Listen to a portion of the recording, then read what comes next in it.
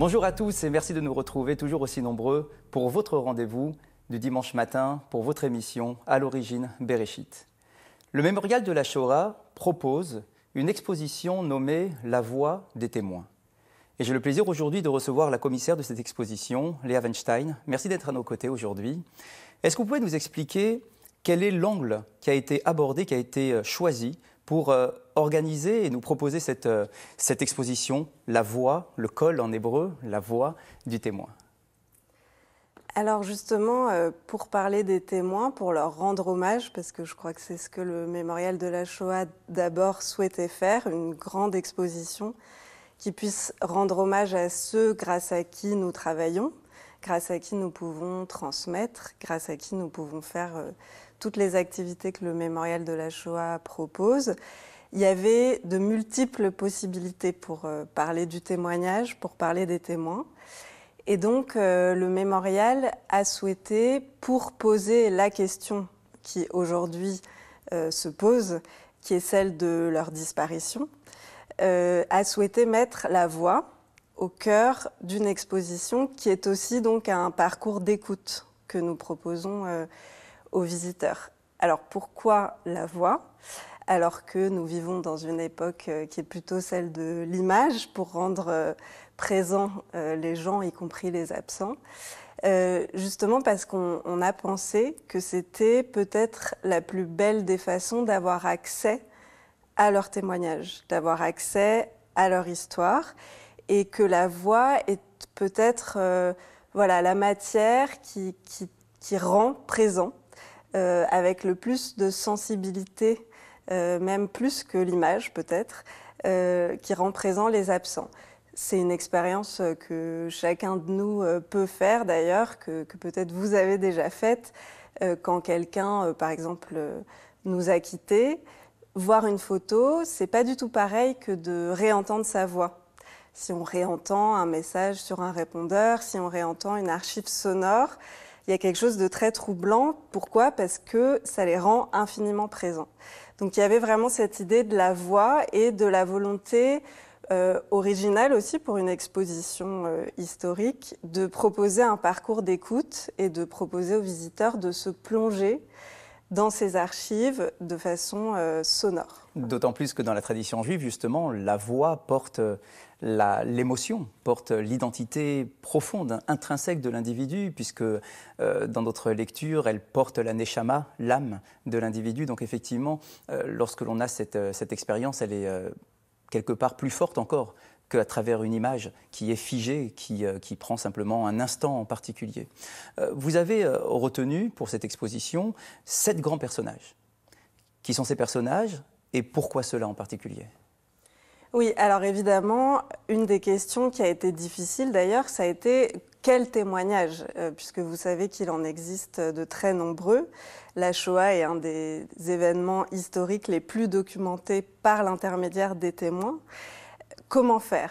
Alors, on a voulu effectivement choisir des figures qui sont comme des porte-paroles, si vous voulez, qui sont des témoins qui ont marqué la mémoire collective par leur œuvre, soit parce qu'ils ont été écrivains, je pense par exemple à Elie Wiesel, soit parce qu'ils ont eu une action au niveau de la mémoire ou au niveau de notre histoire politique, je pense à Simone Veil évidemment, mais aussi des artistes, des écrivains, je pense à Aaron Appelfeld ou à Imre Kertész, qui a été prix Nobel de littérature, pour son œuvre littéraire donc.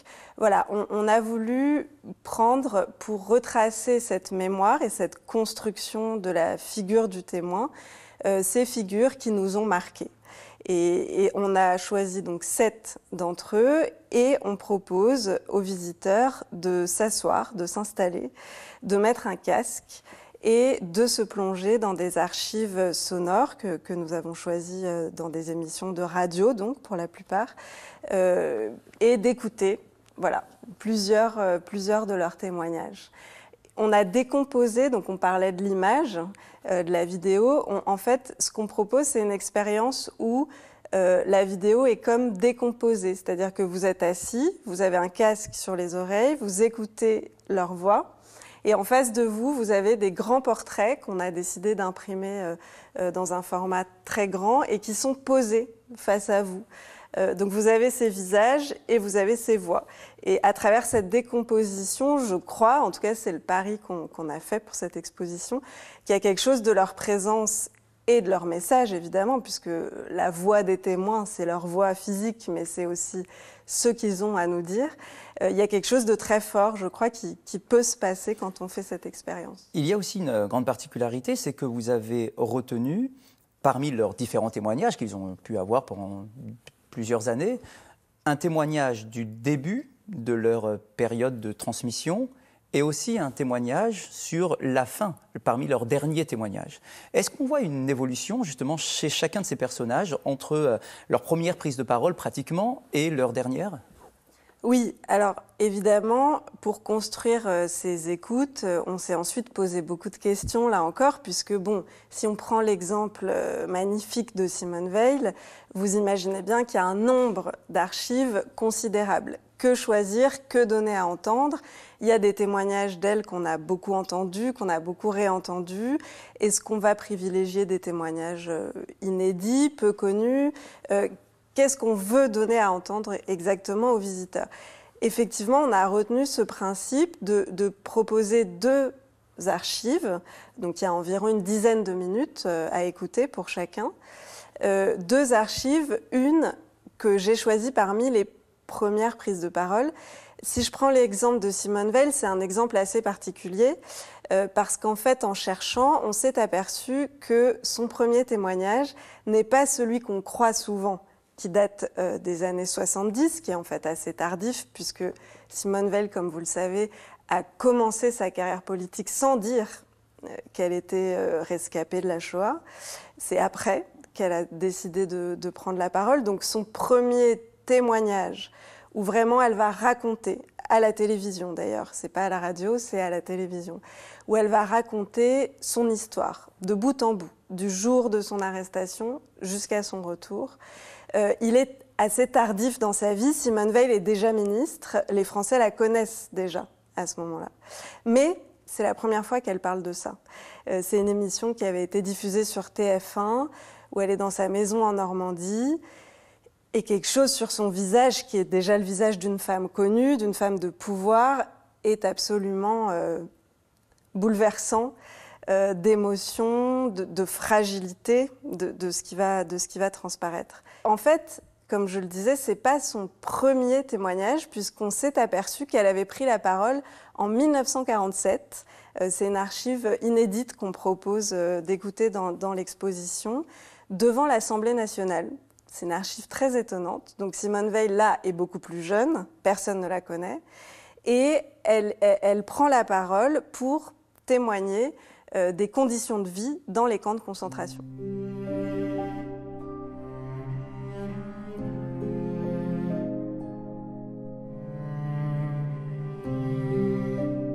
C'est une espèce, si vous voulez, de groupe parlementaire qui a demandé une consultation pour savoir dans quelles conditions vivaient les détenus des camps de concentration. En 1947, le vocabulaire n'est pas du tout le même, d'ailleurs. On dit camp de concentration. On ne dit pas encore témoin, parce que c'est peut-être quelque chose... La figure du témoin va se construire un peu plus tard, par rapport à cela. Aussi par rapport à ce que la société est en mesure d'écouter ou ce qu'elle souhaite entendre exactement. Oui, et d'ailleurs, le mot témoin, il apparaît quand? Il apparaît dans les années 60. En fait, au moment du procès Eichmann, qui a lieu en Israël et qui va avoir un retentissement mondial, puisque ça va être un des premiers procès filmés et retransmis à la télévision. Et là, peut-être parce que quelques années sont passées, donc comme vous dites, la société est peut-être prête à ce moment-là à entendre quelque chose de ce qu'ils ont à nous dire, ce qui n'est pas le cas juste après-guerre, mais aussi parce que le procès est conçu justement, non pas comme on a pu le penser, toute la curiosité, elle est sur qui? Elle est sur Eichmann. On veut voir le bourreau. On est curieux de savoir à quoi il ressemble dans sa cage de verre. Est-ce qu'il a l'air d'un diable? Comment est-ce qu'il va se défendre? Comment est-ce qu'il va répondre, etc. Mais le procureur israélien, lui, il décide de concevoir le procès comme le procès des victimes. Et il fait même défiler à la barre pendant des semaines et des semaines de très nombreux témoins qui viennent raconter ce qu'ils ont vécu. Et ces témoignages sont retransmis à la télévision. C'est en fait au niveau mondial, si vous voulez, la première fois qu'ils ont une telle audience. Et c'est là que le terme de témoin va apparaître, comme l'explique Annette Viviorca dans son livre qui s'appelle « L'ère du témoin ». L'ère du témoin, elle commence dans les années 60 et le terme de témoin, il vient d'où? Il vient en fait du tribunal. Le témoin, c'est celui qui vient témoigner à la barre. Et ce terme va rester ensuite.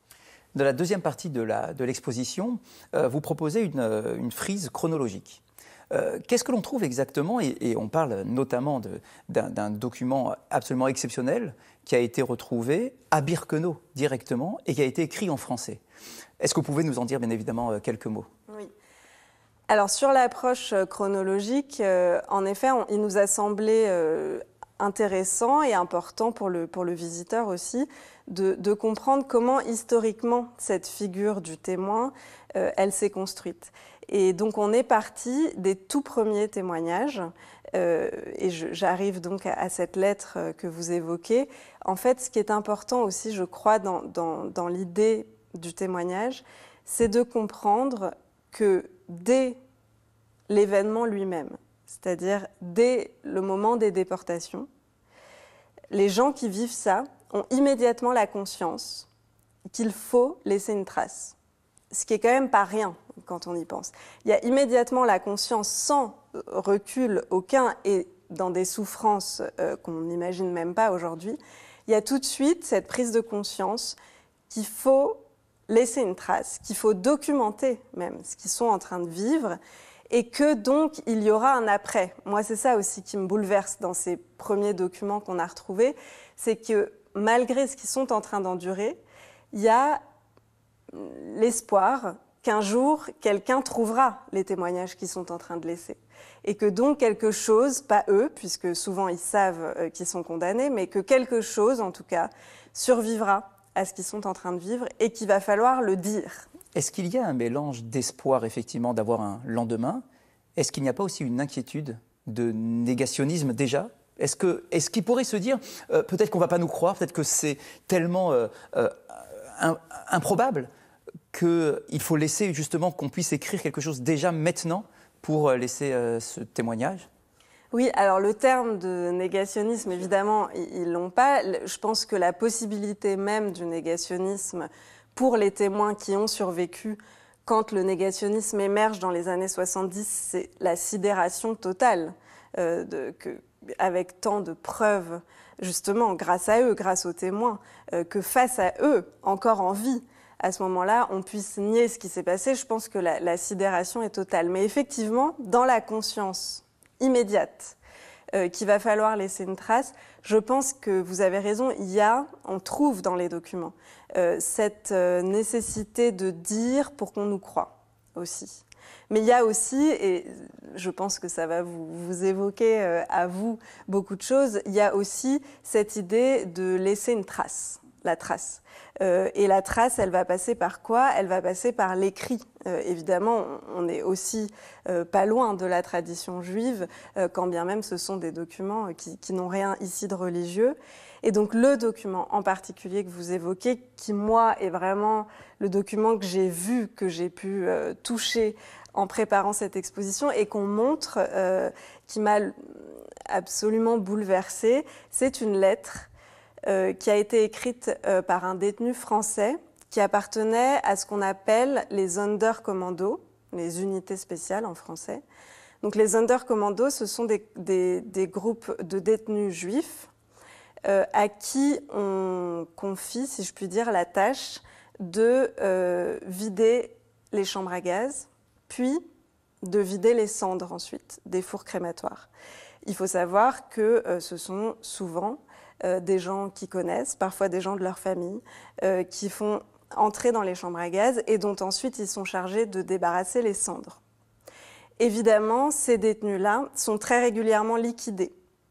Pourquoi ? Précisément parce qu'eux savent ce qui se passe. Ils sont au cœur de la machine d'extermination. Et pour pas qu'il y ait de traces, parce que dans le projet de l'extermination, c'est là où le témoignage est quand même une réponse formidable. Dans le projet d'extermination, il faut tuer les Juifs, mais il faut aussi tuer toute possibilité de traces de ce qui a pu se passer. Donc eux, en particulier, sont régulièrement liquidés à l'intérieur du camp. Et ce détenu français fait partie d'un de ces commandos. Il sait donc qu'il va mourir. Et il enterre une lettre qu'il écrit à destination de sa femme et de sa fille, qui est une lettre assez longue, qui fait plusieurs pages, qui est retranscrite dans le catalogue de l'exposition et que vous pouvez voir l'original dans l'exposition, qui est très précise, dans laquelle il explique très précisément quel jour il est parti de Drancy, comment ils sont arrivés à Birkenau et ce qui se passe. Ce que lui est en train de faire. Il sait que c'est un adieu, il espère qu'elle arrivera à destination, cette lettre, mais il en a évidemment aucune certitude. Et puisqu'il ne peut pas l'envoyer, il l'enterre. Il l'enterre, ce qui fait que cette lettre est aujourd'hui extrêmement bien conservée, c'est qu'elle a été enterrée et elle est retrouvée par la Croix-Rouge au moment de l'ouverture des camps. Elle est retrouvée en fouillant en dessous d'un des crématoires de Birkenau. Est-ce que nous avons d'autres lettres, même si elles ne sont pas en français? Est-ce qu'on a comme ça beaucoup de lettres, de courriers que nous retrouvons sur la place même? Oui, alors ces manuscrits, c'est ce qu'on appelle les manuscrits enterrés de Birkenau. Ils sont, alors souvent, celle-là a été très bien conservée, d'autres le sont beaucoup moins bien. Il faut évidemment se représenter dans quelles conditions de clandestinité et de danger ces documents sont écrits. Donc parfois, ils sont compliqués à déchiffrer. La majorité sont écrits en yiddish. Donc il y a eu tout un travail, d'abord de fouille, parce qu'il a fallu, quand on a commencé à en retrouver, on s'est demandé s'il y en avait d'autres.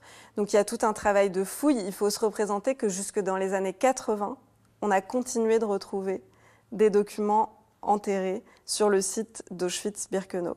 Donc il y a le travail de fouille et ensuite évidemment le travail des historiens pour reconstituer ces documents, pour les transcrire et ensuite pour les traduire. Mais ça voilà, ce sont les premiers témoignages et je pense que c'est important pour parler aussi de la figure du témoin de se souvenir que cette nécessité de témoigner, elle est immédiate. Dans une clandestinité au départ totale, et que les premiers témoins sont ceux qui ne sont pas revenus. Ceux que nous avons connus ensuite, Simone Weil, Elie Wiesel, Marceline Loridan, Aaron Appelfeld, etc., sont des survivants. Mais eux le disent souvent d'ailleurs, quand on écoute leurs témoignages. Primo Levi, c'est quelque chose qu'il a répété toute sa vie, il dit « nous ne sommes pas les vrais témoins ». Nous parlons à la place de ceux qui ne sont pas revenus et qui n'ont pas pu témoigner. Nous allons vous proposer un documentaire sur un projet exceptionnel qui s'est développé aux États-Unis. Ce projet porte le nom de Name, Not Numbers. Un témoignage, là encore, de rescapés de la Shoah, avec une très grande particularité puisque, comme vous allez le voir, ce sont de jeunes adolescents qui seront leurs interlocuteurs et qui vont leur poser des questions. Non pas des chercheurs, non pas des historiens, mais de jeunes adolescents.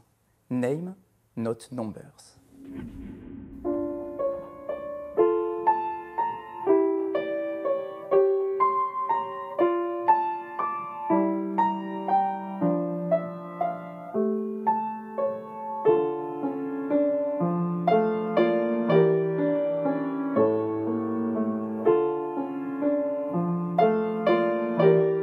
Everyone has a name that symbolizes who they are. They're not based off a number.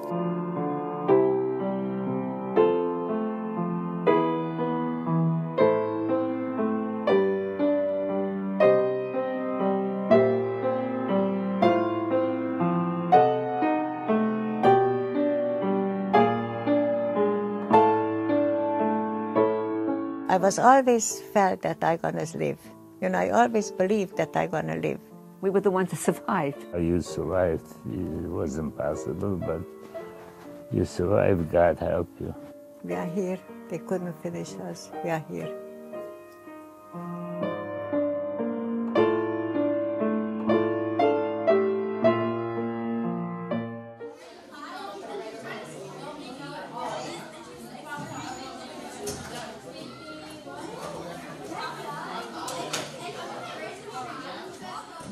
morning, everyone. You probably are aware that you are the last generation that will have direct contact with survivors of the Shoah. And why is that important? Because you can't compare the impact of speaking to someone who is an eyewitness and went through the tragic period of the Shoah, of the Holocaust, and people who write about it, people who speak about it.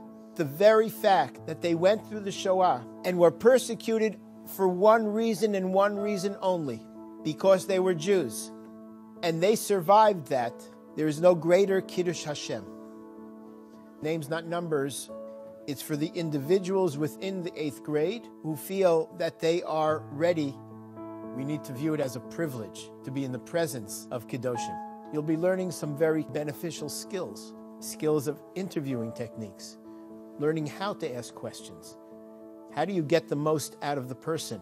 And then there are the videography techniques and skills. And hopefully these lessons will help you, will help define who you are.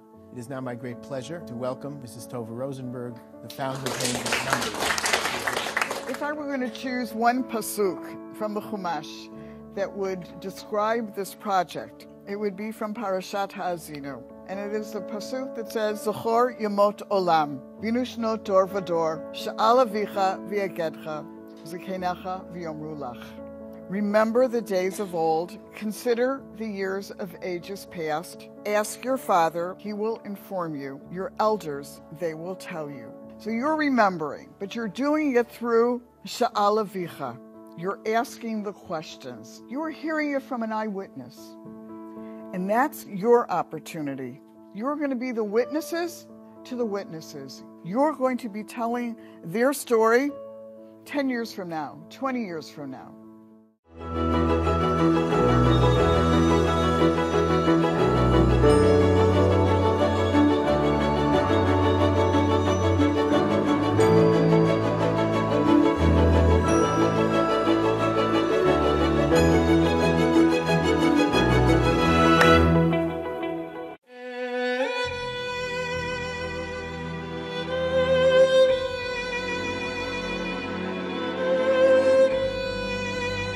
I don't remember much because I did not want to remember. These were bad times, and I did not want to recall. That fear, that constant fear that something bad is happening. So hard for me to visualize and telling it to you. There's always Semitism between Christian and Jewish. And it wasn't too much because they live close by, so that's why the kids get along, the parents get along. Non-Jewish friends, no, not much, because they were anti-Semitic. They were taught to hate the Jewish. He was boycotting Jewish stores and told the Christian people to point it out who's a Jew. A lot of attacking against Jews. The Polish people worked on this side street, the Jewish people worked on the other side street, so they wouldn't encounter any fight. We had no Jewish school. We were 2 Jewish girls in a class.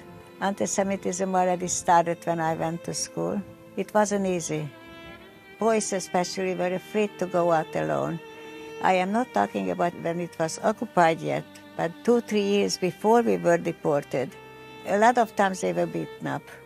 My parents told me not to go out on Christmas and New Year's because the non-Jews would be coming out of the church and they'd like to attack Jews, beat them up and call them names, like dirty Jew, Christ killers.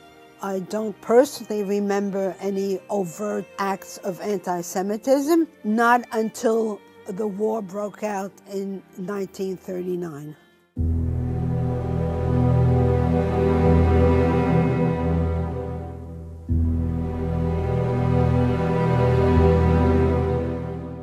The police came to our home and told my parents to come to the railroad station immediately. So my mother packed up a few pieces of luggage and we were thrown out into Poland. I was on a train with my mother. We left everything behind and eventually we found ourselves in a town in the eastern part of Poland which was occupied by the Russians. At that time I was 7 years old. My father one day said, I am leaving. And all his family said, where are you going? It's nice here. It's still beautiful here. And he said, I feel something's going to happen. So what happened was that my parents decided, I was an infant, we're going to run. And the only thing my mother took were pictures, because pictures are the most precious things and you can't redo them. And that's why my house at this time, I always have pictures all around and memories. Describe the day the Germans came into your town. It was many days they came. Everybody was concerned and worried. The first day, you don't know what to do, and they didn't do much either yet the first time.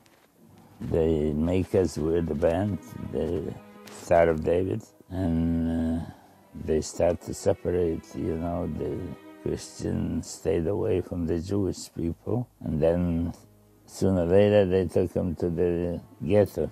They ran away from the town, going towards Warsaw. But my father was killed right away when they came in. And eventually, in 2-3 days, they occupied the whole Poland.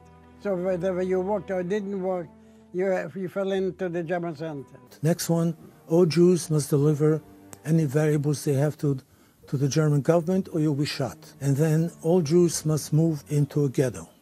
So the ghetto was the ghetto in Kalush. My parents moved into a house where 3 other families lived in. And from this moment on, my childhood basically stopped because my parents said, you cannot go outside to play, you're not going to go to school, just be silent, be quiet. I don't quite know how my parents found this place, but apparently they were not the only parents looking for a safe place to send their children. We were in a little town about 200 miles east of Paris called La Ferté-Bernard, and they arranged with a family of farmers to take me and my cousin Annette to stay with them. They drove us out there one day, explained that we would be staying there, that we were to follow any instructions that the family would give us, and that we would be safe, and we would see how long or what would happen in the next several weeks. In March 1944, one morning, our Gentile neighbor called my father in that the Germans came into Hungary. We were 25 Jewish family all together in this shtetl, and one day they just came in to their house and take out the fathers, the head of the household. We never saw them again. We didn't hear from them after that. That's when we knew that something terrible is coming. Let me tell you a very short story about it. The Polish people had compassion with the Jews, so they threw in potatoes into the ditch and sewer system. And we took the potatoes to camp at night, and there had no place where to cook. So how did we cook the potatoes? We disinfected the clothing. By boiling the water, we killed the lice. So we put in the potatoes over there, and we cooked and we ate. A couple of weeks later, they took out 3 more brothers to a different camp. It's called Konin. That was worse than my camp. My younger brother that spared his life, and 2 brothers were shot to death right on the street. Children only were being taken in groups and brought to the United States. Once they got to the United States, we subsequently found out, the Quakers would work with what we now know as Jewish Family Services to try and place these children. My father thought it was a very good idea. My mother had a meltdown. No way was she ever going to send me by myself to the United States of America. My father said, you have to go. And my mother said, she can't. So this went on for a number of days, a lot of crying. And finally, my father sat me down and he said, you're going to go. I don't know if or when we will see each other again, but if not, somebody has to tell the story. In early January of 1943, they put me on a boat with 60 other kids, and we were off to the United States of America. I tell you what was lost was the family unity. There was a whole family there. There was love. There was get-together. Every Yontif, every Shabbos, everybody came to my grandfather's house. That was never again like that because everybody was either taken and the few that were left were dispersed all over. I think mostly the family love was lost, I would say that. And you know what? I don't know my roots. I don't know what my aunts and uncles were like, what my father's sisters and brothers were like. I would love to have seen them to what they were like. They were gone. They were all gone.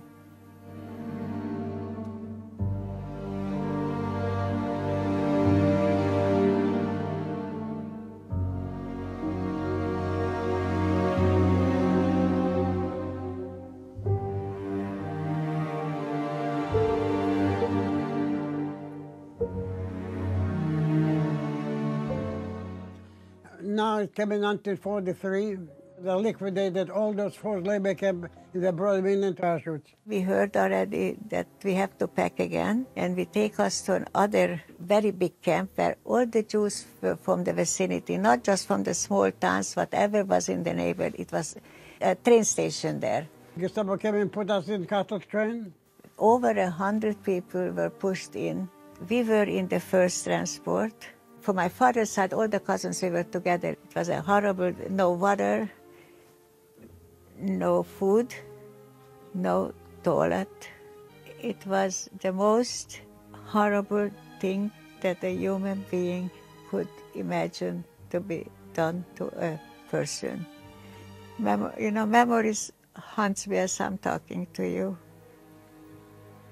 Before we got to Auschwitz, one of my aunt, who had alone, her husband wasn't with them anymore, looked out, she says, there is no life here, I don't see any life. When we arrived to Auschwitz, they opened the door, it hit you, it was June 28th. It was hot, hot summer. Everything was rotten and everything was dirty, it smelled terrible. When we came into the concentration camp, they took away everything from us. All our belongings, papers, no identification, nothing. They gave us one identification, it's a number of the hour. A number like an animal, because nobody had a name to prove nothing. Only a number of the arm. We called each other the number of the arm. Then came the selection. One is right and one is left. They separate the man and separate the woman. And I was with my mother and the infamous Mengele, I went to the right and my whole family went to the left. My father had the two older brothers who was just bar mitzvah, my oldest brother, and the younger one. And I was standing further up with my mother and with my siblings. And my father looked back. That look, I will never forget. It was such a desperation, That was the last time I saw my father. We knew every day we had an appeal. They called it an appeal, we called it a selection. If you look good, they let you go on this side. If you look skinny and weak, they put you on the other side to go to the gas chamber. That's how it was every morning, like around 4 o'clock we had to stay and wait till Himmler to do the work, to choose who should live, who should die. Anybody could kill a Jew and they don't have to report it. Hunger. We were hungry. We were very hungry. Food was given some kind of a soup which was full of stones, little pebbles, but some green grass in it. Some people were able to eat it. Some people went hungry because they just couldn't swallow it. And the wind turned and it started to freeze. And I had no shoes, and as I was walking and it was freezing, the schmatters got stuck. Then I thought that this is it. That was the lowest point for me, that I thought that I'm going to die. The burning of people, you could smell the aroma from the flesh from burning miles away. Everybody knew about that. I swear I'm my parents, and I started to want to know my parents. So one of them got me and took me to the back door, opened it, and she says, look up there, you see that smoke? There where your parents are burning. That's how I find out what Auschwitz was about.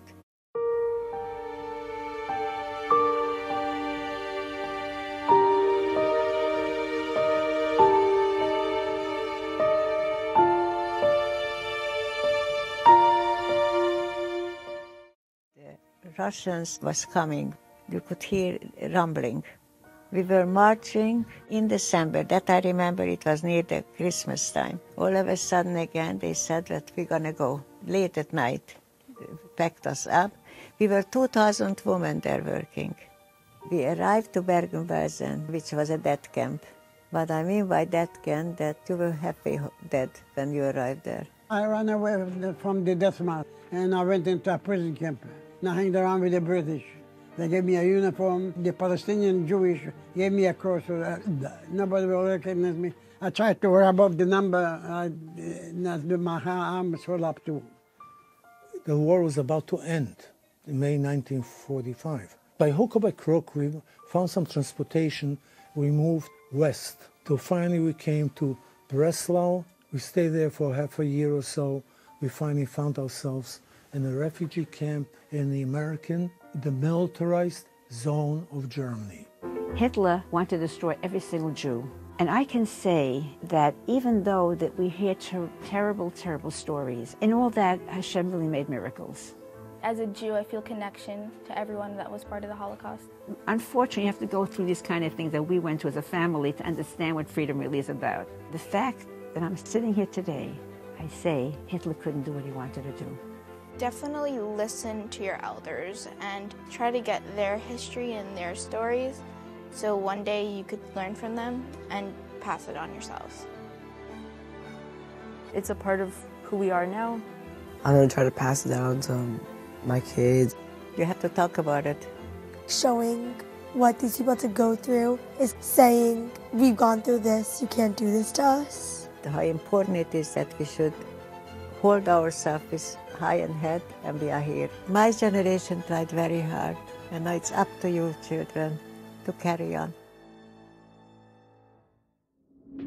Léa Weinstein, la troisième partie de l'exposition se tourne vers l'avenir. Comment faire pour ne pas perdre justement tous ces témoignages? Vous l'avez évoqué vous-même. Nous avons eu le privilège, la responsabilité de vivre aux côtés de ces témoins pendant toutes ces années, et le temps fait que malheureusement ces témoins disparaissent les uns après les autres. Comment est-ce que nous avons la possibilité de maintenir ce témoignage malgré le temps qui passe? Alors je pense qu'il y a de multiples possibilités pour maintenir le témoignage. Je ne pense pas personnellement qu'il faille forcément envisager la disparition des témoins comme une menace. Je pense qu'ils nous laissent une matière qui est considérable, que c'est à nous maintenant d'aller les écouter, que c'est à nous de les lire, que c'est à nous de transmettre ce qu'ils nous ont laissé, et que notre tâche est grande, qu'on a du travail, mais que c'est bien qu'on ait le temps pour ça. Et je pense aussi, moi j'ai été choisie comme commissaire de cette exposition, aussi parce que j'appartiens personnellement à une génération qui est la 4e génération en ce qui me concerne, la génération d'encore après. C'est comme ça qu'on a souhaité terminer le parcours de cette exposition, pour montrer que non seulement ces témoignages existent, mais qu'en plus il y a des générations maintenant, contrairement à tout ce qu'on peut déplorer. Les jeunes ne s'y intéressent pas. Comment va-t-on faire sans les témoins en chair et en os pour venir dans leur classe, leur raconter, leur montrer les tatouages? Comment est-ce qu'on va faire? Mais regardons tout ce qui nous laisse. Regardons cette génération qui est la mienne et qui, à travers de jeunes chercheurs, de jeunes écrivains, de jeunes artistes, de jeunes cinéastes, de jeunes auteurs de bandes dessinées, s'approprient les moyens qui sont aujourd'hui les nôtres, donc qui parfois vont vers la fiction, pourquoi pas, mais s'approprient tous ces nouveaux moyens de raconter l'histoire pour continuer cette transmission, pour continuer de raconter l'histoire des familles, mais pas seulement. Je crois que c'est important aussi de dire que notre génération, quand je dis la 3e, la 4e génération, ça n'a pas seulement un sens généalogique. Au-delà des familles, il y a des gens qui ont 30, 40 ans, qui sont même plus jeunes aujourd'hui, et qui se sentent responsables de cette histoire, qui pensent qu'il est important de continuer de la dire, de continuer de la raconter, et surtout de continuer d'y réfléchir, de continuer de regarder ces témoignages et de nous interroger, de jamais nous habituer à l'horreur de ce qui nous porte. Voilà. C'est vrai que les écueils peuvent sembler très importants. Dans les années 70 commence le négationnisme, mais il est toujours aussi présent, aussi fort à notre époque. Et peut-être qu'il va prendre encore plus de force et de place avec la disparition des témoins. Une jeune génération qui souvent est autocentrée, qui a peut-être du mal à faire le pas pour aller se rendre au mémorial de la Shoah ou dans un musée pour s'intéresser à une exposition tout aussi intéressante que celle que vous nous proposez. Comment faire pour aller vers ces jeunes générations. Je ne parle pas que, bien évidemment, de la communauté juive, je parle de manière très large. C'est un devoir moral, sociétal, d'intégrer tout le monde dans ce projet. Est-ce qu'on peut imaginer justement qu'une jeune génération puisse s'adresser à une nouvelle génération ?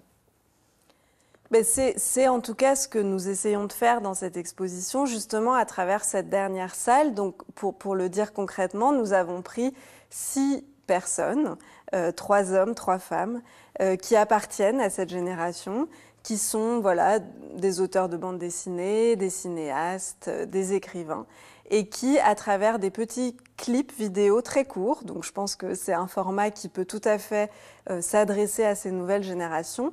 D'ailleurs, le mémorial les a mis en ligne sur sa chaîne YouTube, donc vous voyez, on réfléchit, on essaye de trouver des accès différents, sans même aller jusqu'à venir au mémorial de la Shoah, ils peuvent y accéder. Ce sont des gens qui appartiennent aussi à cette jeune génération, qui n'ont pas forcément une histoire familiale, qui n'appartiennent pas forcément à la communauté juive, et qui, à travers leurs moyens à eux, racontent quelque chose de très actuel. Donc je pense que ça, c'est une première chose. Après, évidemment, l'enjeu, et là c'est une mission du mémorial de la Shoah, au-delà de l'exposition La Voix des témoins, c'est la pédagogie. L'enjeu, c'est ce qui se passe dans les classes. Alors évidemment, moi j'appartiens à une génération pour qui le passage obligé, c'était le témoin dans la classe, en chair et en os. Évidemment, c'est quelque chose d'extrêmement marquant. Ça produit des rencontres qui parfois vous marquent pour toute une vie. Mais il reste, je pense, bien d'autres choses à travers cette jeune génération, à travers les nombreux films, à travers, encore une fois, leur voix et leur message. Je pense qu'une figure comme Simone Veil est quand même un exemple magnifique pour dire à quel point on peut encore leur parler. Je pense qu'aujourd'hui, Simone Veil, elle incarne, au-delà de son identité juive, au-delà de son identité de rescapée de la Shoah, elle incarne une figure qui parle à tout le monde, qui parle parce qu'elle a combattu pour des causes qui sont allées bien au-delà de ce qu'elle a vécu. Et donc, je pense que elle est une figure qui nous permet d'accéder à ce que ça a été que ce vécu, à ce que ça a été que cette histoire-là, et qui nous permet de penser large. Et je pense large en termes d'espace, en termes d'accès, et aussi en termes d'années. Je pense qu'on est au début d'une nouvelle phase de la transmission, et il faut être responsable, il faut regarder les choses telles qu'elles sont, mais il faut aussi être optimiste. Je pense que c'est important. Une voix qui vient des tréfonds de l'histoire de notre humanité et qui doit nous accompagner pour nous projeter. Merci beaucoup, Léa Weinstein, pour votre présentation de cette exposition. Merci pour ce que vous faites pour la transmission de la mémoire et cette réflexion qui est menée pour s'adresser justement aux nouvelles générations et aux jeunes générations. Merci de nous avoir suivis. Vous pourrez retrouver notre entretien sur l'application France Télévisions. Passez un très bon dimanche et à bientôt.